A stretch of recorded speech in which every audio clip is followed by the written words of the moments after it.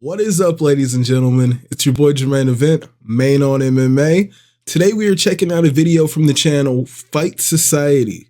And as I said before, when I was watching that video, I was reacting to the video about one championship. I'm sure there's something about PFL / Bellator, because I've been hearing pretty much the same kinds of stories. And, you know, since I've put that out into the ether, my algorithm heard me, my cell phone, they're listening to me, and it popped up, something popped up in my algorithm. So this video from Fight Society is titled PFL Just Can't Stop Wasting Money, which I hope they throw some clips of Dana White in this video. It's like you got one company that doesn't know how to sell tickets, buying another company that doesn't know how to sell tickets.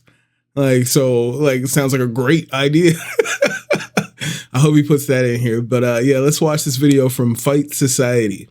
UFC took this week off, as they usually do, for Thanksgiving week, and in that open slot, Professional Fighters League, also known as PFL, decided to put on their season championship, PFL World Championship card, where they crown their season champions. And we're going to get into that. We're going to talk about PFL today, and we're going to talk about where they're headed as a business and where they're headed as a promotion, and just their viability when it comes to competing with the UFC. So stick around to hear my thoughts on the PFL World Championships and on PFL's future. I'm Wyatt, and this is Fight Society. What's up, Wyatt? And before we get into the video, please make sure to like, subscribe, drop a comment down below, all that good YouTube stuff. If you want access to extra bonus content and you want to support the channel further, you can click the link down below or the join button on our channel homepage to become a channel member. You get access to extra live streams, some bonus content, and help support the channel's growth, because that's what we're trying to do. We're trying to make this the biggest MMA platform on YouTube now, or combat sports platform on YouTube. Do your With that thing, said, Wyatt. thank you very much. Back to the video. So I know we have a lot of hardcore fans. You gotta subscribe for me, my boy. But for those of you that are new to this channel, new to combat sports, or new to MMA, and you're not familiar with PFL, maybe you just watch UFC, let me briefly explain the PFL. The PFL is the Professional Fighters League, and they came in as what was supposed to be a heavily funded competition to the UFC. They used to be called the World Series of Fighting, WSOF. You had some people like Justin Gaethje, for example, that fought for World Series of Fighting back in the day. Eventually, they were bought out and they were changed to the PFL. And they took that structure of like a little bit of roster and some executives, and they rolled that into PFL. Now, PFL, I believe, is in their 7th year. I believe their first season was 2017 or 18. And they actually bring a season format to MMA. It's not like typical matchmaker formats that you see in one championship, boxing, UFC. Basically, every combat sport that you've seen to this date has done the matchmaker model, with the exception of old promotions that do tournaments, and Bellator has done tournaments as well. What PFL does, and they kind of have a very confusing structure, which is part of why they struggle to grow.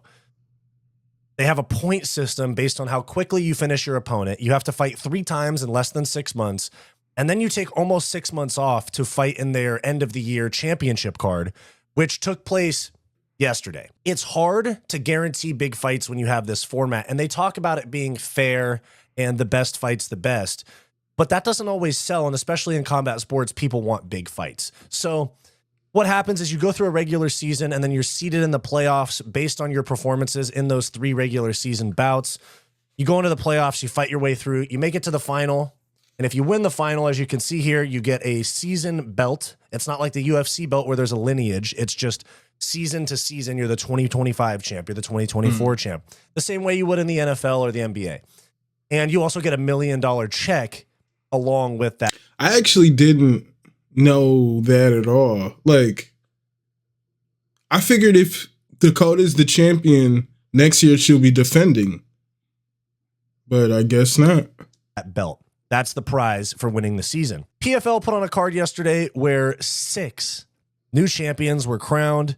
Honestly, the only ones that I know, and I watched the card, the only ones that I can name off the top of my head, one, Dakota Dacheva, the blonde girl right here. She's their big star. She actually might have more appeal long-term than Francis Ngannou, because she's only like 24, I think. Yeah, so she's 26. She's my age. And she's not a UFC just a baby. She's not a UFC release. She's not a UFC failure, or she's not a UFC cast out like Francis Ngannou. Dakota Jacheva actually might get them more mileage than Francis Ngannou, especially because they're not paying they're not paying Dakota Jacheva Francis Ngannou money. So out of these 6 that I see right here, the only ones that I recognize is Denis Goltsov, the heavyweight champ, Dakota Jacheva, and then Timur Khizriev right here. He's the one that beat Brent Primus in the co-main event. The other ones I don't know. This guy knocked out Impa Kasanganay, who was a 185-pounder that got knocked out in the UFC by Joaquin Buckley, who's now a 170-pounder, and Impa's gone on to become a champ at 205. So their 205 world champ, more than once, I believe, got KO'd by now a welterweight in the UFC, which does not look very good for the PFL. Now, first off, this is $6 million right here. This is a $6 million investment into one person that's ever going to make them any sort of money. Genuinely. This is a $6 million investment, and Dakota Jacheva is the only one that's probably ever going to profit them any money. I don't know how big these Dagestani Muslim fighters fan bases are, but they tend to get a bit of support, so maybe there's some money there. But yeah, the PFL is just bleeding money. And we'll see here. And with that, though, with the Dagestani, I say PFL Bellator does a decent amount of shows. Like PFL Meta, they do a decent amount of shows out there. So I think that definitely was going to pay off with those champions. They are not very well run either, as it looks like. This post right here from Perry Punch, who buys subscribers on YouTube, in my opinion. But you have Patchy Mix, Patricio Pitbull, and Leandro Higo. And you also had Corey Anderson speak up as well. These are people that were Bellator fighters that were transitioned over to the PFL roster when PFL bought out Bellator from Viacom in 2023. The first tweet here is Patchy Mix, who is the bantamweight champ in Bellator, arguably one of the best bantamweights in the world. I remember that people were saying he could beat Sean O'Malley when Sean O'Malley was champ. So he says, I've been training my ass off for the last half of a year for nothing. This is frustrating in the prime of my career, and I've had my fight in November canceled. Now, again, I'm being told I'm off the January Dubai card. I'm the best in the world, and I want to prove it. That was Patchy Mix. Leandro Higo says, this is very frustrating. We have no clue about when we might be fighting after 2 fight cancellations in a row. Time is of the essence in this game, and we can't waste our primes on the sidelines. I'm working hard to take that title, spending money, sweat, and blood. What's going on? Patricio Pitbull says, I haven't fought since February. I wanted to fight 3 times this year. I was told I'd have to wait until December 31st and find out online that my opponent will fight someone else. Then they had a replacement. I bring people over, spend more money with the camp, and there's no fight. You also have former UFC light heavyweight Corey Overtime Anderson, who is the Bellator champ, or was, saying, aging like warm cheese over here, waiting for PFL MMA to give me a call. But don't get it twisted. We still ready to defend the strap against anybody, young or old. PFL's in a weird spot where they're saying that they're the co-leader. They have gone on record. Their president and their founder, Don Davis, has gone on record on the Ariel Helwani show and has said that we are the co-leader. We're not second to the UFC. We're the co-leader in combat sports, or in MMA.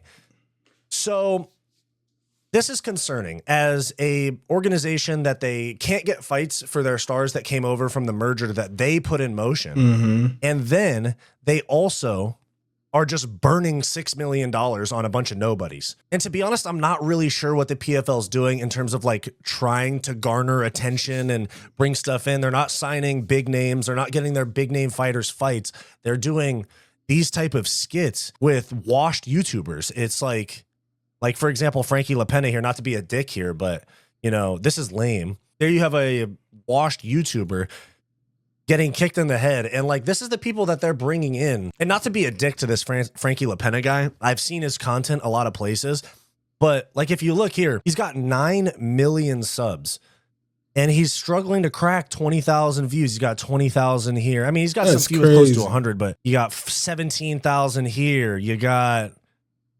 26,000, 55,000, 250,000 right here. How do you but have 9 this is million? That has 9 million subs, you know, and he's barely breaking 50K views on most of these videos. John Cena collab doesn't even break 100,000.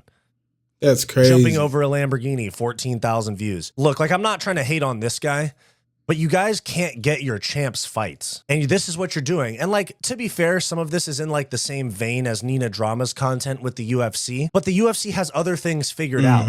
They get their fighters fights most of the time. They have a fan base. They have their money situation. They're not bleeding money on a daily basis. And they're bringing in washed YouTubers and TikTokers like it's going to bring in fans. Like, it just doesn't make sense to me. For example, this is just a tweet that I came across from Andy Hickey MMA. USADA and PFL have a partnership. Unlike the UFC, USADA published 0 on the testing rates of fighters. Russia won 4 titles this season. Now, there is obviously the long established that I've established on this channel more times than once that Dagestani fighters and people in their camps tend to test positive for performance-enhancing drugs. Now, I'm not saying anything about the fighters that won the PFL tournaments, but it is something to look at, because when you look at this right here, they're a struggling organization that fails to sign exciting free agents, to be honest. They really do. Like, Yoel Romero was out there. They got him for 1 fight. They couldn't get him in a season format. Thiago Santos is 40. Francis Ngannou's way overpaid. Some of the fighters that they do sign ended up costing them big time, because in May of 2023... Why did they do the Ngannou signing? I guess it made, like, you're like, oh, he's the hot free agent. We can do it. But clearly it made no sense. You got the merger with Bellator and you signed Francis Ngannou for the biggest contract like anybody. That's crazy. The Nevada State Athletic Commission suspended 9 PFL fighters for failing tests, and they were all on the same card. It was the opening round of the 2023. You had 9 people on the same card test positive. Former UFC title challenger Thiago Santos, former PFL champion Bruno Capoloza, featherweight Alejandro Flores, light heavyweight former UFC fighter Christoph Jotko, testing positive for clomiphene, which we've heard people test positive for in the UFC. Heavyweight Rizvan Kuniev, light heavyweights Mohamed Fakhreddin, Cesar Ferreira, and Will Fleury, along with featherweight Daniel Torres. They all, there's 9 people on one card. And so what that tells me is that, and shout out to Brett Akamoto for writing about this. Shout out Brett. But that tells me that the PFL got badly burned on big signings. They brought in these names, which I hate that they do. It's the same Bellator model of bring in releases from the UFC, give them more money than they're worth to come and fight on a card that almost nobody's going to watch. And then they go and get suspended after getting a big bag, and their check has been cut. You know what I'm saying? What I'm really thinking here is that they don't publish these because they want to pick and choose who they suspend based on how big of a name they are. Now, they brush it under the rug to keep putting on fights because they don't have endless money. As much money as they waste, I'm sure they don't have endless money. And they also don't have a deep roster to be like, okay, these guys tested positive, swap out their fight or swap out the guy that tested positive. They don't have 700 fighters on the roster like the UFC, and they don't put on enough events or make enough money to just be like, okay, we'll slide this guy in. A further example of them just absolutely burning money. We have the AI overview of Francis's PFL payout, okay? Now this says, Francis Ngannou's PFL payout for his debut against Renan Ferreira on October 19th, 2024 was over $10 million.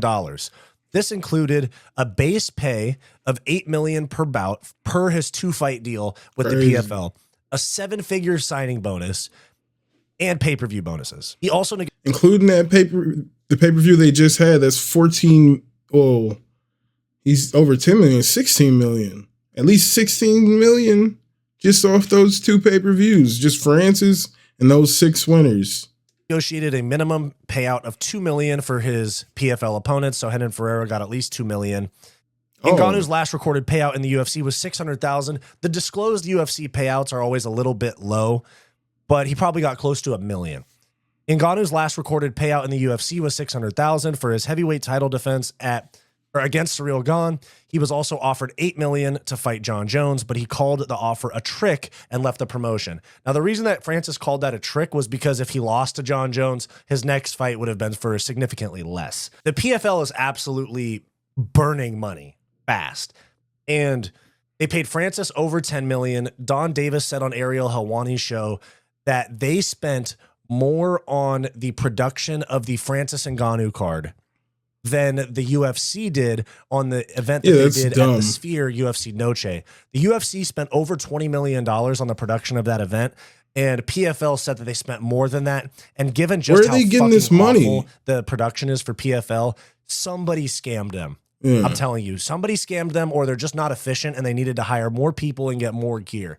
Now, they're still relatively new in terms of putting on bigger shows, so you have to cut them a little bit of slack. Whereas the UFC, it's like the wheels are greased, you know, like the production goes off without a hitch 99% of the time. This is how much money the PFL has burned in just the last 5 weeks. October 19th, Francis Ngannou fight. They paid over $10 million to Francis, $2 million to Renan Ferreira, plus $20 million in production for the event, or so they say. And then you also have $6 million of tournament winner money that went out yesterday. So that means in the last 5 weeks on 2 events.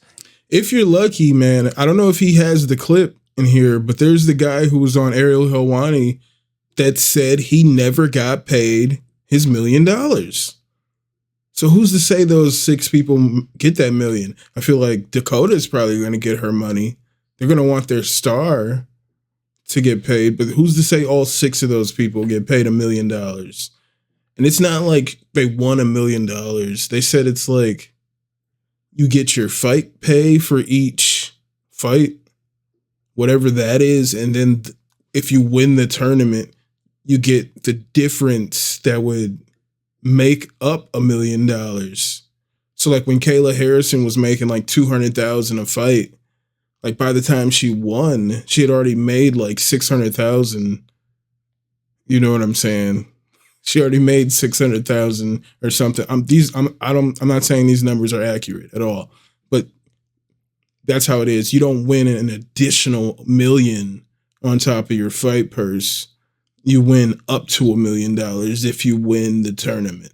And not even all the fighters on the card or the marketing expenses that went into it, or the medical clearances, or the travel, or the media that they bring in.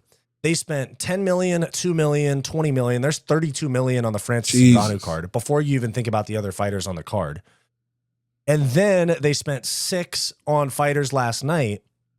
They've spent over $40 million in the last 2 events. Crazy. And that's not counting other expenses $40 like travel, million media, marketing, advertising, all these different things. They've spent $50 million, I'd say, in the last 5 weeks. And I highly doubt that they have even sniffed any sort of profit.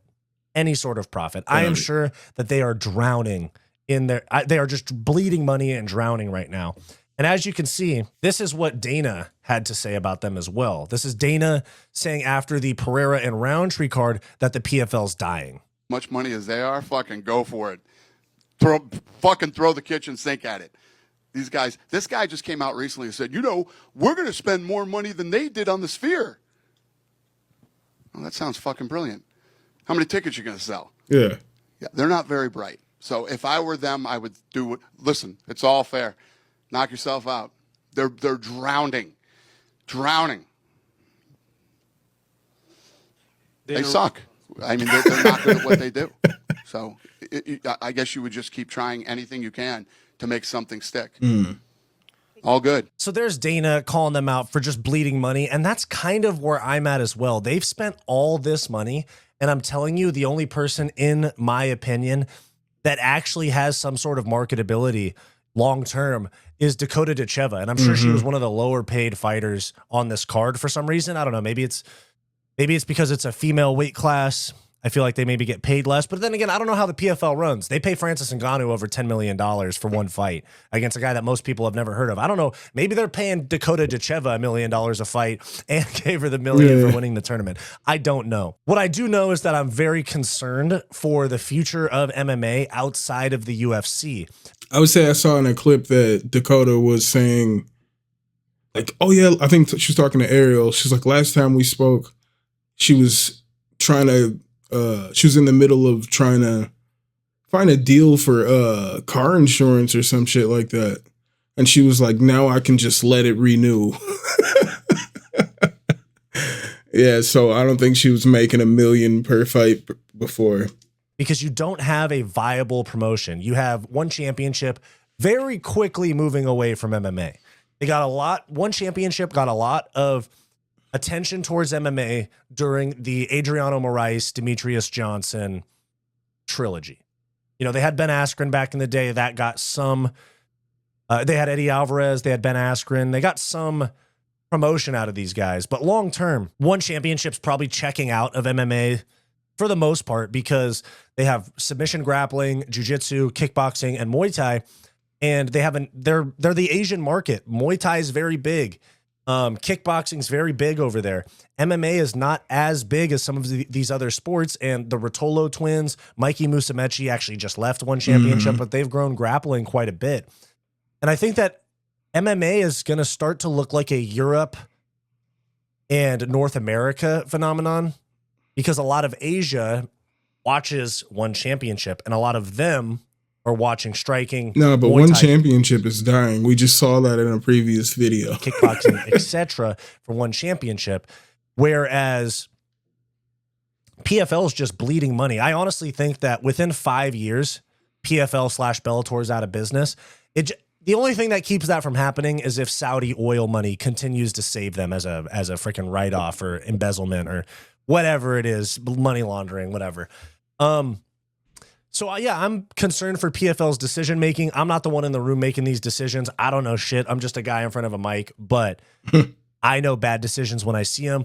I pay attention to this sport very clearly, and they are not really doing anything. Take a look at one, because they're not doing so well. They're not paying. Well, they're paying their fighters basically nothing.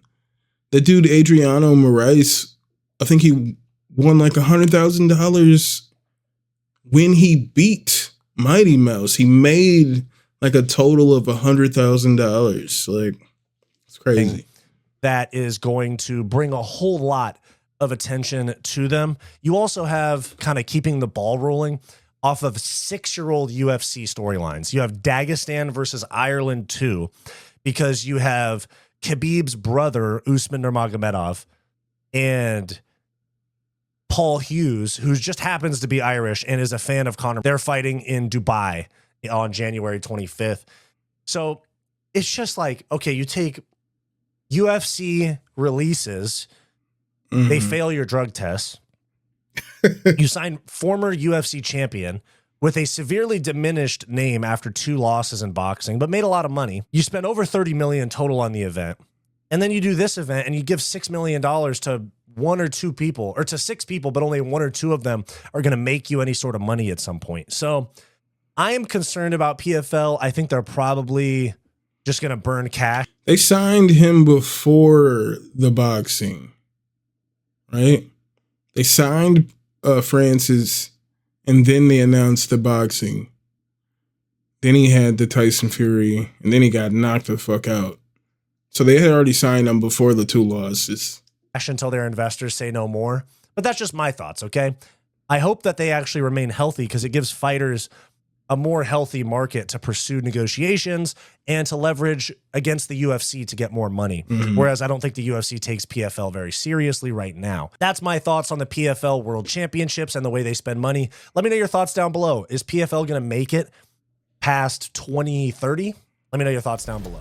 So that was Fight Society talking about the PFL. As I said, just like one championship, bad business practices.